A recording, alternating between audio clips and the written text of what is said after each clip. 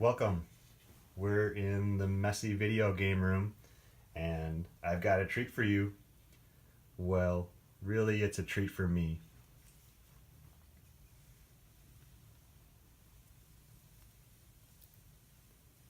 It's my AR-15 lower. I know you're thinking, big deal. Another video about an AR-15 lower. Well, it is a big deal. This is the first one that I ever built. This is my first attempt at a video. I have absolutely no equipment. I'm filming this on my cell phone and I don't know what I'm doing. So I'm learning as I go. Bear with me. Hopefully you'll find this entertaining and a little informative. This is not meant to be instructional in any way. This is just something that I wanted to do. I've been watching a lot of YouTube lately. I find it really informative and entertaining, so I thought I'd try my hand at it. So let me tell you a little story about how I got to this point. Coworker and I were talking about guns one day because that's what you do at work. And he told me that he was building or thinking about building a AR-15. That's just never something that I ever thought of before. I already have a bolt action 223, so why would I need another gun in 223? Well, I got to looking around on the internet and I discovered that AR-15s don't have to be just 223 or 5.56. You can fit other calibers in there. Well, I already have a 30-06. It was my grandfather's gun. My grandfather gave it to my father gave it to me, and while it's a great gun, it's a little on the heavy side. So I've been thinking lately that I'd like to get a 243, something that's just a little bit lighter, and so that I don't have to carry my family heirloom around with me. And that's when I discovered the 6.5 Grendel. It's supposed to be, fairly similar to a 243. It's an intermediate cartridge. Supposed to be highly accurate, low recoil, and fairly long range. Out to 800 yards. So that same coworker and I, we went out to the range one day, and we were having a good time, except for it was really windy.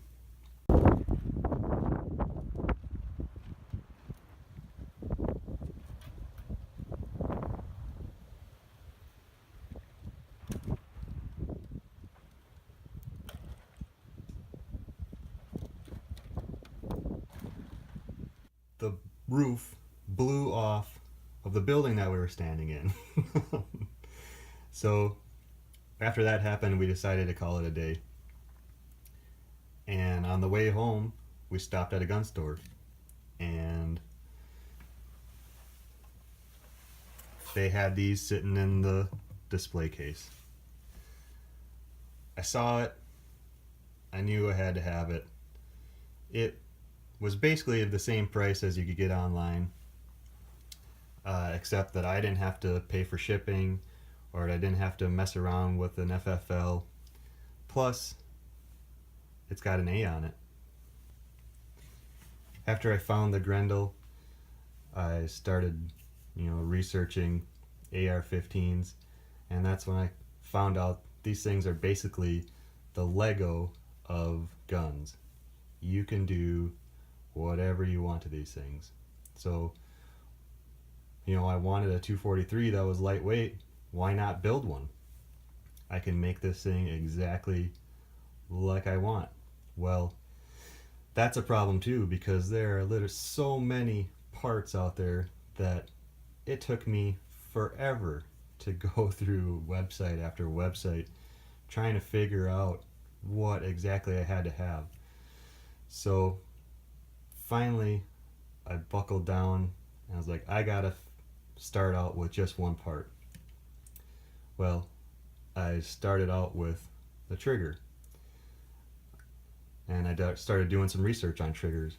I found out, what's the difference between a single stage and a dual or a two-stage trigger, and I decided that the two-stage trigger is what I wanted. Well, that's where I've started discovering that this is not going to be as cheap as what I thought it was going to be. You start looking at two-stage triggers and they get a little bit more pricey. The trigger that I ended up going with was a Geisley, their G2S. This is basically their entry-level two-stage trigger. It's not their full-blown one. So even though it's their lower end, it's still a Geisley. From the research that I've been doing, Geisleys are supposed to be good, better than the alternatives. This was the first thing that I actually put in to my lower, and when I first put it in, I of course didn't have the hand grip on it, and the pull just felt really hard to me, so I was kind of a little bit disappointed. But after I've been working it, it seems to have broken in quite nicely, and it's really smooth. I said this wasn't going to be informational, but I'll just let you know, if you don't know what a two-stage trigger is. Single stage would be you just pull back and bang, the trigger goes off. A two-stage, you have a little bit of take up. So once you reach this point here, if you give it a little bit more pull, it's going off. They're meant to be a little bit more of a precision trigger rather than a single stage.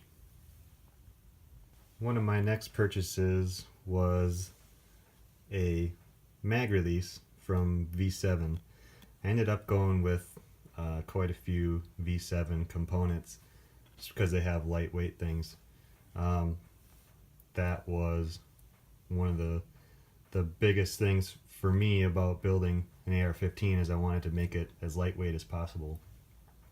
Well, making these things lightweight are also a little bit expensive. I decided with this one, this is the ultralight mag release. It's actually made out of aluminum. It's supposed to be actually lighter than the titanium mag release. Speaking of titanium, another component that I bought from V7 is this titanium combo pack. It has the QD end plate and castle nut. These things actually are quite a bit lighter than their mil-spec counterparts. They're half the weight. I actually did measure them out on the scale. Plus they look cool. That's a big part of this whole deal too, right? Looks. It looks cool. It's got some contrast. Everything's not black. The other pieces of titanium that I put on here is titanium takedown pins from 2A Armament. These things are pretty cool too.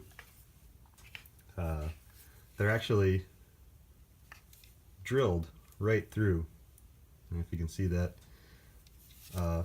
So they're made out of titanium, which is lighter, plus they're through drilled to make them even more lightweight.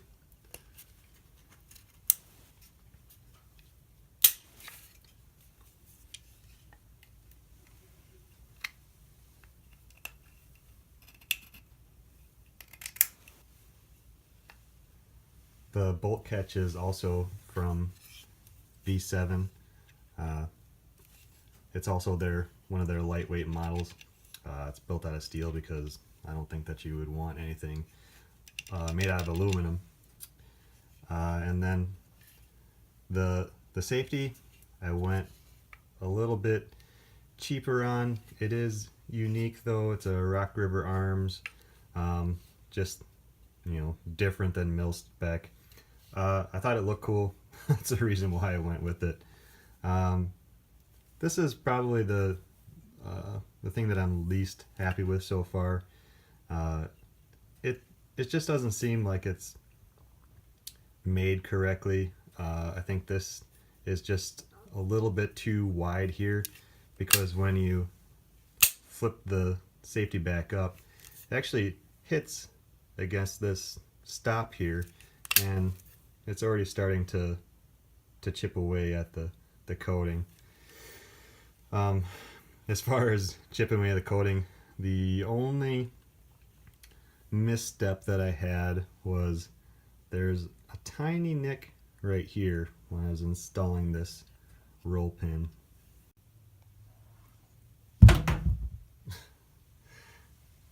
The grip is a Magpul MOE, just their standard grip in the same angle as mil-spec AR-15.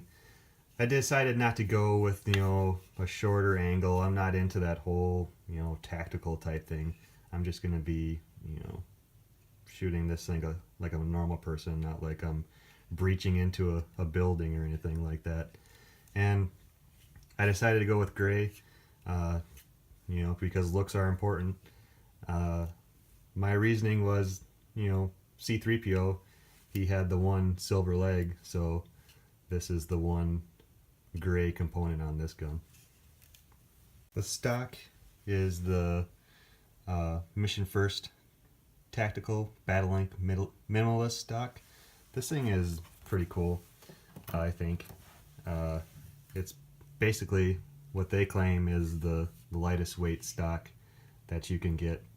And from what I've seen online, people seem to like it, mainly just because it's lightweight, and it has kind of a nice angle here that when you bring it up to your shoulder, it seems to just go where it needs to go. The buffer tube is from ALG Defense.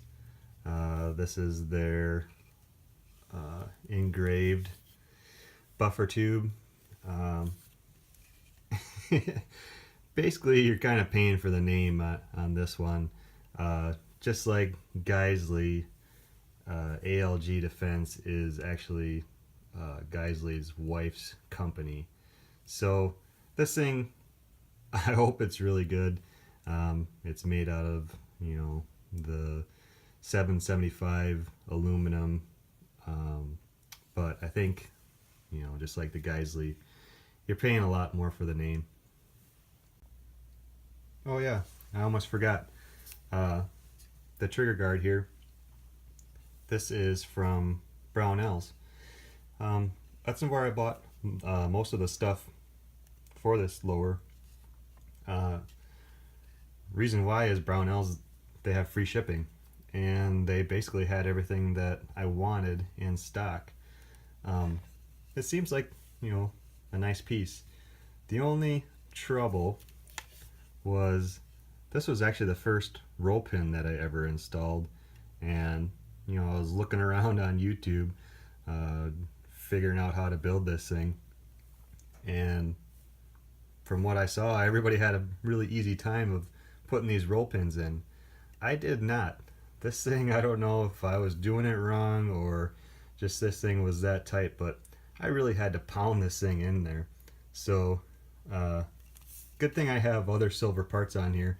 The end of this roll pin got a little beat up, so it's a little bit silver too. So the next thing that I got coming is a complete upper. After building this thing piece by piece, I spent more than what I thought I was going to, so I decided to save myself from myself and just go with a complete upper. Now, a complete upper is still pretty expensive, but I'm trying to get the best of the best, so I decided just to go with the complete upper. And what I was leaning towards was the Alexander arms, since they were the ones that developed the cartridge. I thought, that's what I should go with. But, you're spending quite a, good chunk of change for this thing, and they didn't have it exactly the way that I wanted it. I found this other company called Core 15. They seem to build a pretty skookum product from what I've seen on YouTube, so I decided to give them a try. So that's how we got to this point. I hope that you found this entertaining, a little bit informative, not too much. Like I said, this is my first video, so I don't know what I'm doing. But I thought, I find a lot of good information on YouTube. I might try to give a little bit back. So once I get that upper sent to me, I'll make a new video, show you what that looks like, and maybe do some future videos.